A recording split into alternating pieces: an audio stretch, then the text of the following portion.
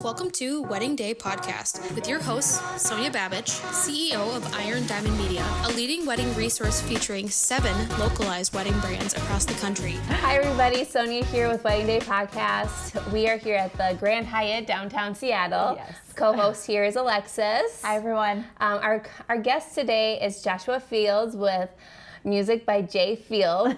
And I can't wait for you all to meet him. We get giggles when we just talk with him, when we hang out with him. Yep. And he's been a part of some of our great events, and we're just so appreciative. So, hi, Josh. Hello. Joshua. Oh, there we go. Yes, thank you. Yes. So, you are an MC and a DJ in terms, right? Yes, yes. If Like- we have to categorize what I do, yes. But I love that you say that you're the architect of the dance floor. Mm-hmm. That's hot. In Bold. And bold to Yeah. say that you're the architect of the dance floor. Like, how did you come up with that turn, and why are you? Like, why? Yeah. Like, Yeah, so when you're building an experience, because that's what we all have been tasked to do, whatever your vibe is on a wedding day, I think about the dance floor being a collaborative effort between myself and the client and their guests. And my job is to help build an experience that they remember not just the day of, but for years and years to come. And so much like our landscapes and our downtown skylines, they all require intentional architecture, Yes. so they stand the test of time. And the dance floor is no different. So that's why I refer to myself as an architect of the dance floor. and you've been doing this for 20 years. It'll be 20 years next year. Oh my Yeah. gosh. You started a lot of parties. Yeah. No, so it started off with an iPod Oh. and a bunch of illegal music from Napster Napster. Oh my God. and LimeWire and Kazaa. Livewire. Yep, Right. and some viruses on my. I bet Livewire would always give them to us. And then the iPod came out, and it's like you could have 30,000 songs on your iPod. Was it your silver or white or pink? So I had the black version, but I got to the iPod game a little late. But I remember went to school in DC at Howard, and I said, I'm gonna get this iPod. This is crazy. My friends they got like E40's whole discography on this little small device, and so. I wanted to DJ, but I didn't really know how do I do that? Because I was always, Joshua, bring your iPod. And then Bluetooth technology came out, and now I'm connecting my iPod to a Bluetooth speaker. It really was Bluetooth. This is like crazy. But my cousin, local DJ in Seattle, shout out to DJ Uncle Guy, he started bringing me along, and I'm like, he's got CDs, he's doing CDJs at the time. I said, I'm not buying a bunch of CDs. I'm not doing that. Just play music, I'm not doing that. There's got to be an easier way. Either a carrier or you can carry. Right, and no disrespect to the veterans that built this, so we don't have to do that anymore. But I was like, I can't. That's a lot. Yeah. Right, and so he was like, well, they got this thing called Seratos, using MP3s and all this other stuff. So maybe check it out. So anyway, I remember working not too far from here. I was working for AT&T at the time as a sales rep, and I took my first tax return check and bought all my DJ equipment. Well, that's so exciting. I know it was such a vibe. Yeah. And so I found out about MP3s and all that, and started downloading music. And outside of my experience with my cousin, YouTube was my first DJ teacher. Oh, wow. So this is before YouTube was YouTube. I know. I'm I'm trying to think 20 years ago. I don't think I knew YouTube existed 20 years ago. No, but if you knew it, yeah. But in general, you're not the first to say that. Natalia, actually, that's how she learned hair and makeup. So you're not the first wedding pro to learn from YouTube. Yeah. So. And people still use it. Absolutely. And that was 20 years ago. It's a whole they should think about turning it into a business. It's doing so well. Yeah. YouTube 101. Yeah. So then you had to start making all your playlists and working with couples, of course. Yep. What was the biggest surprise getting into it? Because you're like, oh, I can jam out music. For sure. But when you got into it, what was your first I have to start curating to the couple? This is such a great question. I'm gonna have fun answering. Okay, good. So my first introduction into the wedding industry, I was a videographer. What? Mind blown. Hands in the room. So. J-Pro Media Productions. What? Yes. I mean, I literally could not even imagine You were it. well-rounded. Yes. Okay, so this is how it went down.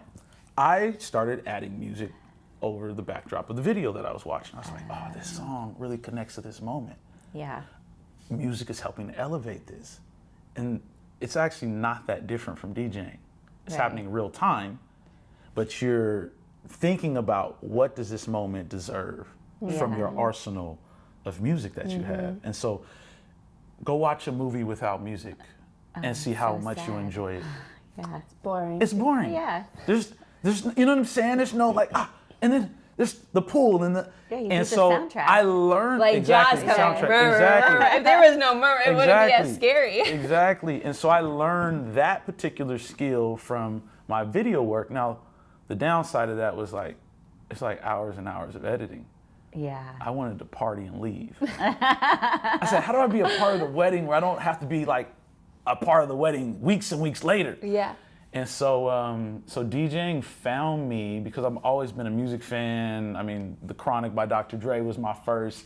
I wasn't really supposed to be listening to that because I grew up in a very Christian household. My parents were very conservative, and you know. So you crawled to the computer. Okay. Well, I blame my brother. He brought in a CD from next door at the neighbors and dropped it in, and then I was just in love with hip hop ever since. I was like, oh my God, who is this guy? Yeah. And then who's this guy? Snoop Doggy Dogg rapping. Like, oh my goodness, and he has an album coming out, so I'm just fascinated. And so, but anyway, back to the story. So being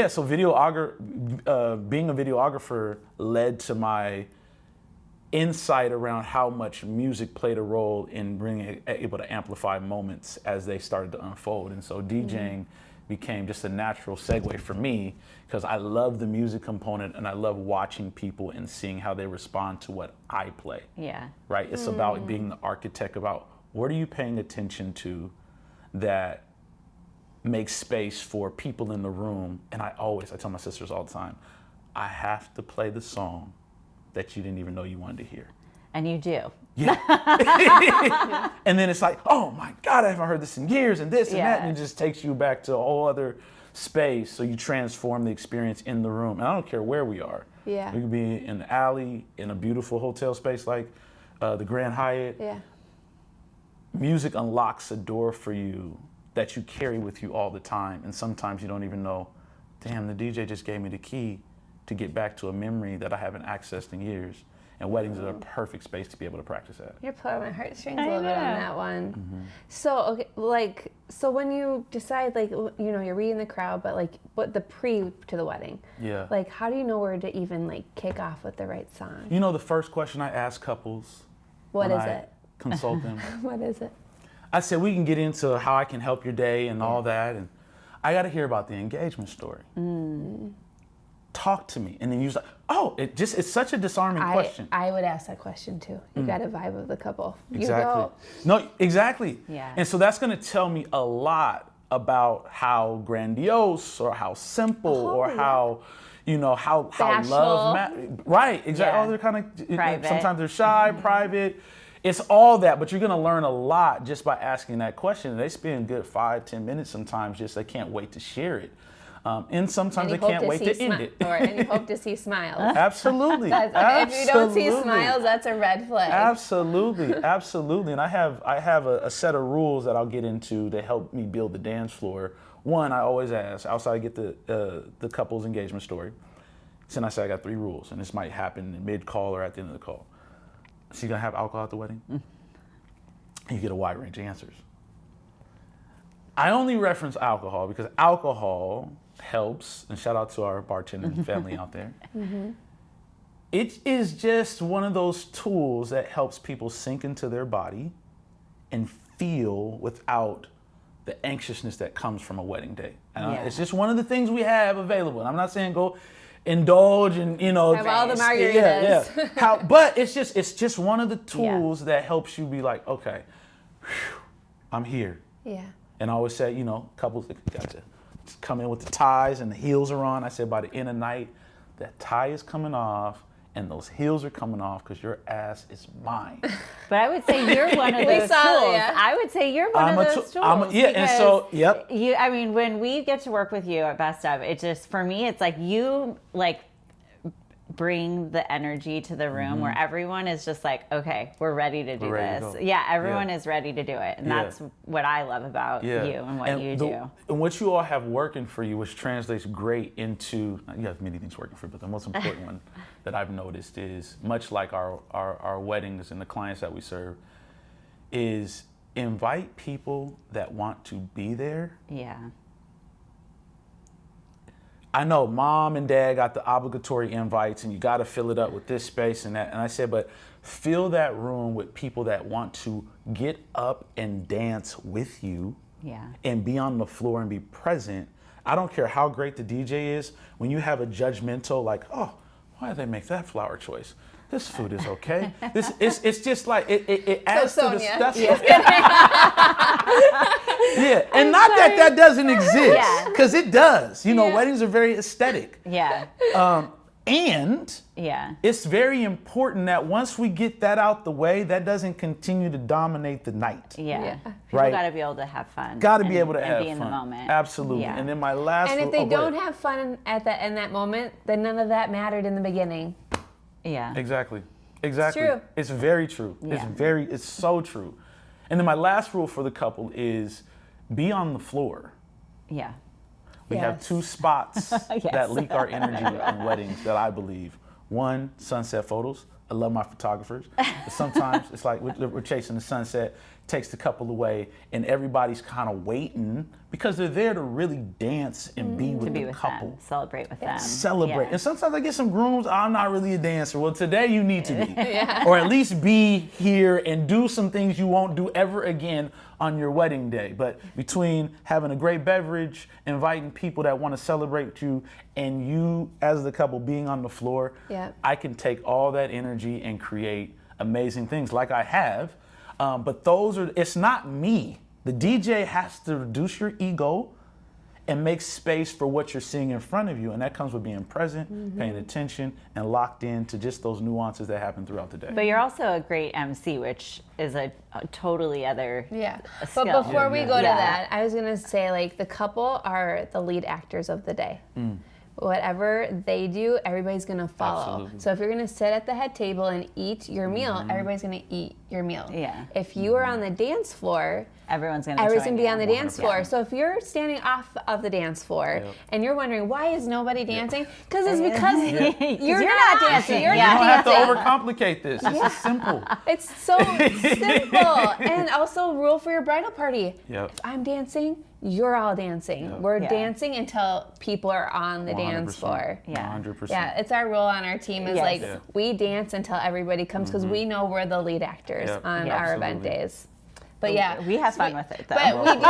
But we do have fun with it.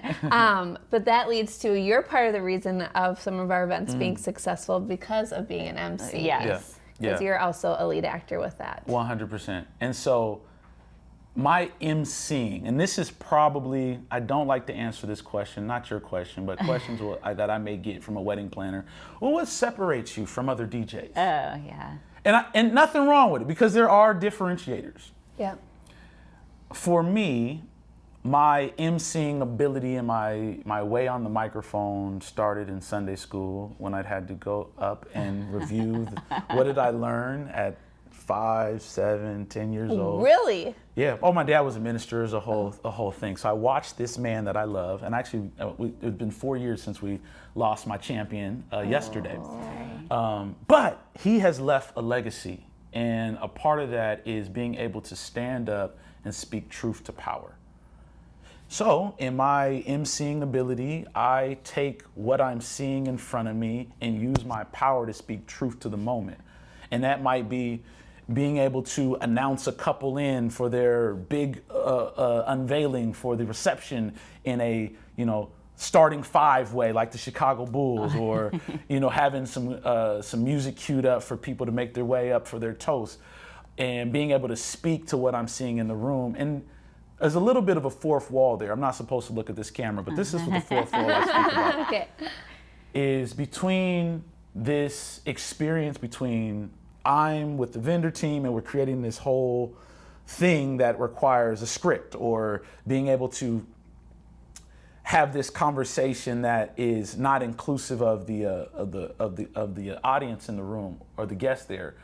I like to speak on the mic. So one example is I'll go, hey, we're running behind? Yeah. I'll just start saying the thing that is not supposed to be said out loud and they're like, what? I'll say, hold on, I see you, Grandma. Now, come on now. You sit down. Sit there, right. So it just becomes, it's a little bit of a crowd control, or playing off the crowd. 100%. But I'm getting out of, well, hold on, wait a minute. Okay, are we running behind time? Okay, act like everything's normal. Don't, just act like it's all going well, and it's not. It never is. It just never is. There's always something going on. My blood pressure's hot right now. Everything's always perfect. So it always turns out perfect. Right. That's how it was supposed to be. That's how it's supposed to be. Yeah. And yes. a bit of the comedic levity I add to the day is to normalize that there are hiccups. No one knows what they're doing here. Yeah. We're doing something because someone said, oh, this is the best practice, do it that way. And I tell my couples this all the time, you're really inviting in a bunch of strangers into the most intimate day with all your family. There's a lot of vibe connection that has to be here. Yeah. So you trust that what I'm going to say and how I'm going to make folks feel inclusive matters to the room. And that's reading energy, and that's being able to lean in and mess with grandma and mess with the little cousin and, hey, Dad, I see you, you're looking good. Yeah. Can we just stop right here for a moment? Mom is looking bad today, right? And just let that be, as all the chaos that's organized to a certain degree. Yeah, the organized of course. chaos. But that's what makes the day special. It's that kind of like, oh, that happened, and then we responded to it like this, and then that happened, and we responded to it like that. And no one has the same experience. Yeah. You say the things that everybody else is thinking, but just helping. Yeah. Let's just be human for a moment. And we're going to still do our humanity, with some pizzazz and a little bit of, a nice suit on, but we're human. And I used to tell, when I led teams, when I was working in corporate America as a director, I used to tell specifically my guy reps this. I'd say this. I said, do you want a loyal girlfriend or do you want a satisfied one? And they were like, I had to think about it. Wait, what? Yeah. I said, do you want her to be loyal or do you want to be satisfied? And they go, loyal. And I said, well, what are we getting at when we say loyal? When we're loyal to a process, to a group of people, we make space for their hiccups. Yeah. Mm-hmm. When I'm just trying to get a satisfied client, that means, and this is a real story, I've had mics go out, speakers go out, like, oh, damn, I didn't think about that. But man, Josh, you showed up. Thank you. Yeah, you did. Right? And so it gives a bit, and still get great reviews because I'm not trying to act like I've arrived and nothing's gonna, that pressure we put on ourselves really betrays us when we're not able to showcase, hey, these are my scars. I got a cut here. I'm trying to heal here, and I'm showing up. Yeah. Right? And you're smiling. Yeah. And you're happy and nice. Yeah. Right. We were just talking about how being nice is just goes so far. Yeah. And because we're all real. Yeah. Things happen. Yeah. And it's never purposeful. Yep. No. It's never purposeful. And I would even say, and owning mistakes. 100%. 100%. And I would even say I've even pushed with there's nice and then there's kind. And the difference is, and some people, not that it needs to be made a difference, but I think there's a subtle nuance. Because Seattle is a victim of this. Oh, is it? It is. Oh. Nice. Well, I'm Minnesota nice, right? Yeah, right. I'm going to let you know about this. It's called Seattle Nice. Oh, is it? It's this surface level, transactional, like, oh, yes, I'm thinking something that could probably help you out or give you a little bit more insight, but because I refuse to go deep with you, or I want to at least keep some distance, oh, yeah, that's great. Oh, how are you? I'm just great. I'm awesome. Kind is being able to call out the truth and love. Yeah. So somebody anchors into like, yeah, I saw the thing. And I got to give it up to my guy, Chris Graves. He was a mentor for me in the DJ business. Oh. He did the kindest thing for me. We were at a wedding. He was there in the spirit of lights. and he wasn't DJing, but he saw me. He's like, man, what you charge? You look good. And I was like, man, I'm $100 an hour, you know? And we got to talking, and he was like, oh yeah, you're cheap. That's why they're booking you. I was like, wait, what? I ain't never been cheap. He says, well, slow down. I said, well, what you charge? He gave some, I won't give all the numbers out there, but he gave a number that was much higher than that. Yeah. And I looked at him, I said, what are you, how? How, yeah. He said, I'm doing exactly what you're doing. I'm asking for what I want and letting people decide if that fits their budget or whatever it is that they're thinking about. Yeah. And it really leads me to this next point, and I can keep talking, but I'm gonna slow down for just a minute. But the last thing I'll say is, when you're making a choice about your DJ, and this helped me by raising my price points gradually over the years, is people are hiring a connection. And the connection oftentimes outweighs the cost. Yeah. Because So the true. DJ is 80% of the wedding day experience. Yeah. The flowers will wilt, and nothing against my florist family. We love them. We love them, but they will wilt. The food will be consumed. The cake will be cut. And what we remember, who we work with that planned our day, the relationship that you built, and the party that was able to unfold, that people can, I had somebody hit me up, and this is real talk, 10 years later, people are still talking about the wedding day party. Yeah. Yeah. Because of the magic that just happens when you're bringing people in and having a great time. And so, just in a concise way to say that, it's about building a connection and letting the cost be like, oh, and that's a part of it, but I really feel connected, especially when I'm getting such a return on my investment for these big moments in my wedding day. Yeah. So anyway, thank you, Chris Graves. Well, I gotta say thank you, Joshua, because your energy is so contagious. I'm so excited for the world to meet Joshua. Thank you. Your energy, your smile, and your passion is Thank just you. so noticed, and you're so kind. Forget about that whole Seattle nice thing. No nice Thank you. anymore. Exactly. No Minnesota Yeah. nice. Well, thanks for tuning in to Wedding Day Podcast. We'll see you next time. See you. Bye. Every day, on,